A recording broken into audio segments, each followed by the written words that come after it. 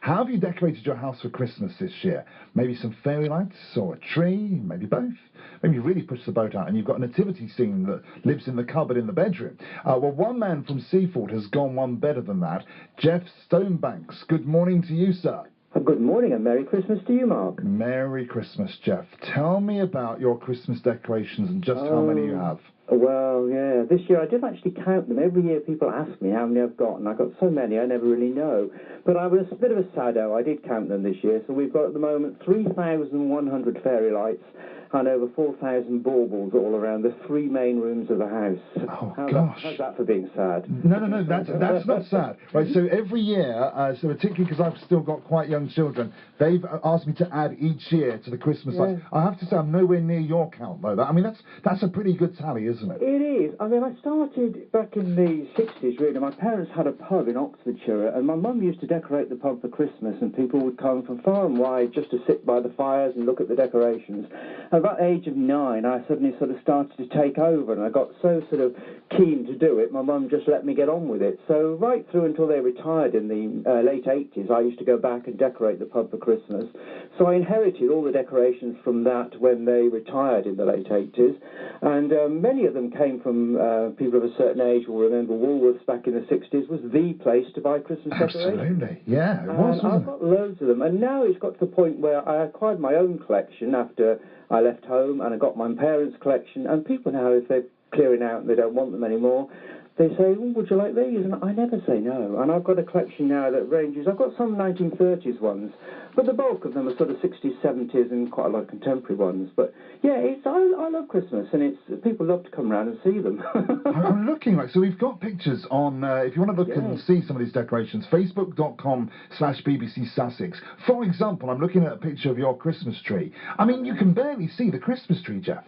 I know. Well, that particular one, I think you're looking at the silver one, aren't you? And that's in my lounge. And this is sad, really, I know. But there you go. It takes me probably about 6 hours to do that tree. Wow. It's got that particular tree's got nearly 2,000 lights on it. So I arrange all the lights on it. Then I have to have the loops of tinsel and beads perfectly symmetrical, and then fill it with the decorations. But it does look quite stunning once it's all done.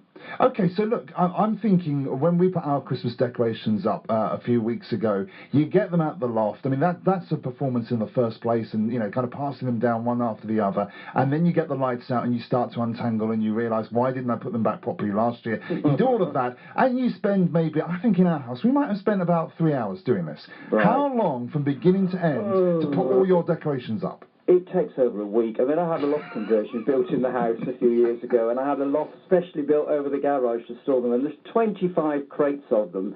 So that's a lot of stuff to carry up and down. But I am meticulous also putting them away again, so it can take a week to pack them and put them away again. But to be honest, they're up from the 1st of December, and they're up all through Christmas and New Year, but by January the 1st, even I've had enough, and I start to take them down. January the 1st, okay. And so you've got some unusual bits and pieces in there as well, indeed things from other parts of the world. I have. I've got quite a few Turkish decorations from Prague. I used to spend Christmases with some friends in the States in the late 90s, and I've got all the official White House decorations that from 1995 to the present day on a special tree, and the White House Historical Association produced those. But probably one of my most precious ones is a very simple thing. Back in the 60s, my paternal grandmother made me a little tag to go on a gift that she gave me, but the tag itself was unique. It was a small clown made of a ping-pong ball and some pipe cleaners with a little hat on, and I've treasured that, and that's probably one of my favourite decorations. But also lots of glass ones that my family bought me back in the 60s. Again, I treasure those, and it's lovely to get them out and put them up, and they bring back so many memories.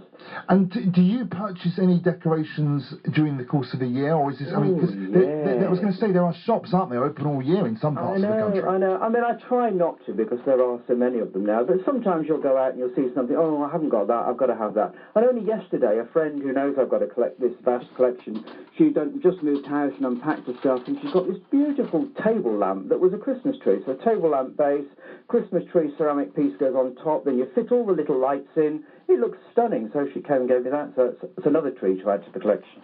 Wonderful. Okay, so storage-wise, is there a danger that eventually you're just going to run out of space? If I carry on at this rate, probably.